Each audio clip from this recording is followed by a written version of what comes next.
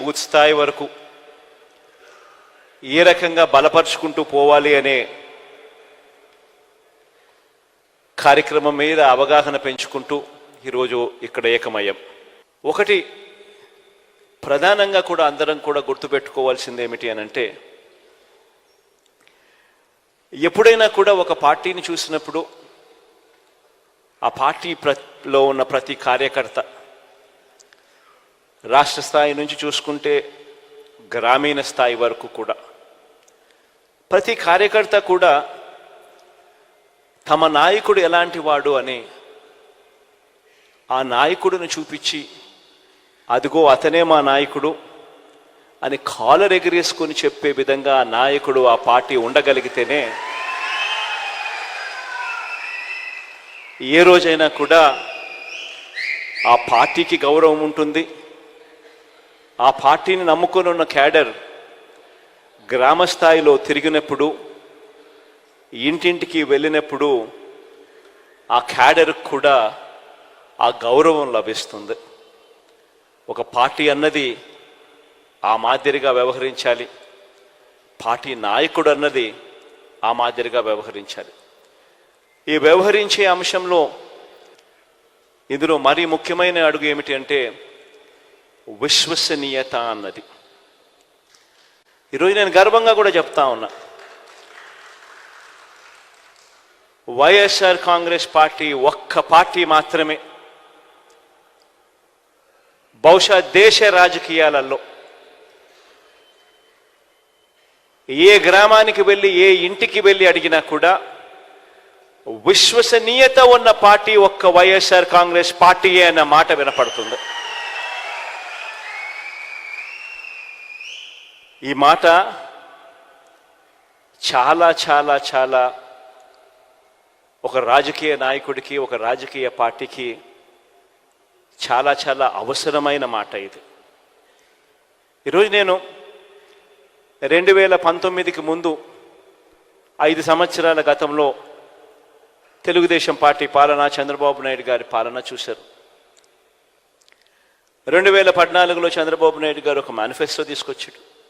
ప్రతి సామాజిక వర్గానికి ఒక పేజ్ కేటాయిస్తూ తాను అధికారంలోకి వస్తే అది చేసేస్తాను, ఇది చేసేస్తాను అని చెప్తూ ప్రధానమైన ముఖ్యమైన వాగ్దానాలు కూడా చేశాడు. రైతన్నలకు రుణమాఫీ 87,612 కోట్ల రూపాయలని తెలిసినా కూడా, సాధ్యపడదు అని తెలిసినా కూడా 87,612 కోట్ల రూపాయల రుణమాఫీ నా మొట్టమొదటి సంతకంతోనే మాఫీ చేస్తాను అన్న మాట ఇవ్వడము, మేనిఫెస్టోలో పెట్టడము. అంతటితో ఆగలేదు. బ్యాంకుల్లో పెట్టిన బంగారం ఇంటికి రావాలి అని అంటే బాబు అన్నాడు. పొదుపు సంఘాల రుణాలు అప్పట్లో దాదాపుగా 15,000 కోట్ల రూపాయలు అప్పట్లో ఉన్న ఆ రుణాలన్నీ కూడా మాఫీ చేస్తానన్నాడు. అంతటితో కూడా ఆగలేదు. ఇంటింటికి ఒక ఉద్యోగం లేకపోతే ప్రతి ఇంటికి 2,000 రూపాయలు నిరుద్యోగ భృతి అన్నాడు. ఇవన్నీ చెప్పడమే కాకుండా, ఎన్నికల మేనిఫెస్టోలో ఇవన్నీ పెట్టడమే కాకుండా, గ్రామానికి ఇంటింటికి వెళ్ళి కార్యకర్తలను పంపి దీనికి పబ్లిసిటీ ఇప్పించాడు.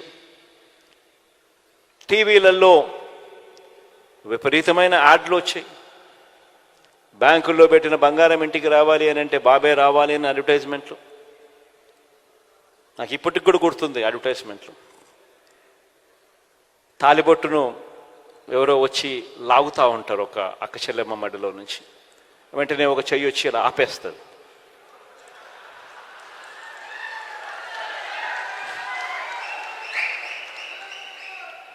ఆపితే వెంటనే మాటలు వెనకాల నుంచి, బాబు వస్తాడు, బ్యాంకుల్లో పెట్టిన బంగారం ఇంటికి వస్తుంది అని. రకరకాలుగా ఇలాంటి వాగ్దానాలు. 2014లో చంద్రబాబు నాయుడు గారు ఇలాంటి మాటలు చెప్పినప్పుడు మన పార్టీలో కూడా చాలామంది శ్రేయోభిలాషులు కూడా నాకు కూడా చెప్పారు, పోయేదేముంది, ఆయన చెప్తా ఉన్నాడు, సాధ్యం కాదని తెలిసిన ఆయన చెప్తా ఉన్నాడు, మనం కూడా చెప్దాము, పోయేదేముంది, ఎన్నికలు అయిపోతాయి, మన సంగతి మనం చూస్తామని చెప్పి చాలామంది నాతో కూడా అన్నారు. మన పార్టీలోనే ఉన్న వాళ్ళే. తప్పు కూడా కాదు, నేను వాళ్ళకు కూడా తప్పు కూడా అని ఇప్పుడు నేను అన్నాను. ఎందుకంటే వాళ్ళు చంద్రబాబు నాయుడు ఒకవైపున అబద్ధాలు ఆడుతూ ఉన్నాడు, కాదు సాధ్యమని తెలిసినా కూడా మోసం చేస్తూ ఉన్నాడు. మనమేమో నీతిగా నిజాయితీగా యుద్ధం చేయాలని మనం అంటా ఉన్నాం. ఈ మాదిరిగా యుద్ధం చేయడం కుదరదు అని నాకు సలహాలు కూడా ఇచ్చారు. కానీ నేను అన్నా, విలువలు విశ్వసనీయత అన్న పదానికి అర్థం చెప్పా. చేయగలిగిందే మనం చెప్పాలి, చెయ్యలేము అని తెలిసినప్పుడు నోట్లో నుంచి ఆ మాట రాకూడదు అని చెప్పి.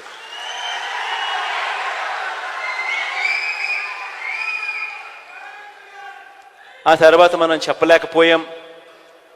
చంద్రబాబు నాయుడుకు తోడు ఆయన దత్తపుత్రుడికి తోడు అప్పట్లో కేంద్రంలో కూడా మోడీ గారి గాలి కూడా వీస్తూ ఉన్నది. ఆయన కూడా వీళ్ళతో భాగస్వాముడైనాడు. అందరూ కలిసి ప్రజలను మొత్తానికైతే గొప్పగా మోసం చేశారు. మోసం చేసి అధికారంలోకి వచ్చారు. వచ్చిన తర్వాత మేనిఫెస్టో అన్నది కనపడకుండా చెత్తబుట్టలోకి వెళ్ళిపోయింది. మేనిఫెస్టో ఎక్కడ ఉంది అని కనీసం వెబ్సైట్లలో వెతికితే వెబ్సైట్లలో కూడా మేనిఫెస్టో కనిపించుకోకుండా చేశారు. ఎక్కడా కూడా ఎన్నికలప్పుడు మేము ఇది చెప్పాము, ఇలా చెప్పినాం కాబట్టి ఇది మేము చేస్తున్నాము అని చేయలేకపోగా క్యాడర్ కనీసం గ్రామాలలో ఇళ్లకు వెళ్ళి కూడా చెప్పుకోలేని పరిస్థితి. చివరికి ఏం జరిగింది? మోసం ఎప్పుడూ నిలబడదు.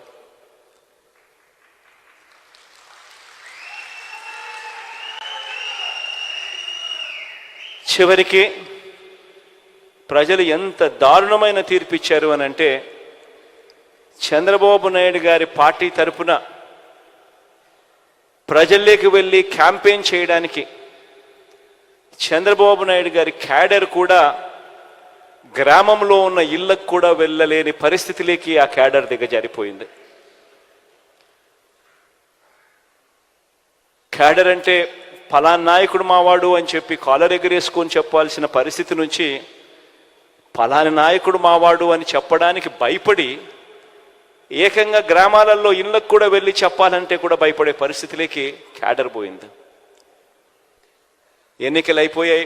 2019 మళ్ళా చంద్రబాబు నాయుడు గారిని నమ్మిన ప్రజలందరూ కూడా మోసపోయిన పరిస్థితిలో ఎన్నికలు జరిగాయి. 2019లో మళ్ళీ మేనిఫెస్టో అన్న అంశం మీద వచ్చింది. 2019లో మనం మేనిఫెస్టో తీసుకొచ్చాం. కేవలం 2 పేజీల మేనిఫెస్టో తీసుకొచ్చాం. 2 పేజీల మేనిఫెస్టో. ఎందుకనంటే ఆ మేనిఫెస్టో అనేది ప్రజలకు గుర్తుండాలి, మనకు గుర్తుండాలి. ఆ తర్వాత అధికారంలోకి వచ్చిన తర్వాత ఆ మేనిఫెస్టో మనం తీసుకొచ్చేటప్పుడు కూడా నేను నా పాదయాత్ర సందర్భంగా ఈ మేనిఫెస్టోకు సంబంధించిన అంశాల గురించి మాట్లాడుతూ ఉన్నప్పుడు కూడా మన పార్టీలో ఉన్న వాళ్ళు కూడా కొంతమంది నన్ను అడిగారు. నాకు హీరోయిట్కి కూడా గుర్తుంటుంది ఎప్పుడైనా ఇటువంటి మాటలు అయితే. అప్పల్ నర్సయ్య అయితే నాతో విజయనగరం జిల్లాకు పోయినప్పుడు, అప్పల్ నర్సయ్య వచ్చినాడో లేదో నాకు తెలియదు, కానీ ఇక్కడ అప్పల్ నర్సయ్య అన్న మాట నాకు గుర్తుంది. అన్నాడు, నాతోనే అన్నాడు, ఇవన్నీ సాధ్యమేనా అని. అప్పల్ నర్సయ్యతో నేను అన్నా, ఇవన్నీ ఖచ్చితంగా చేసి తీరుతామన్నా అని చెప్పి.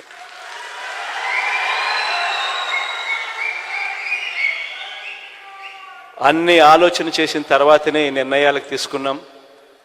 అన్ని ఆలోచన చేసిన తర్వాతనే వీటి గురించి ప్రస్తావిస్తూ ఉన్నాను.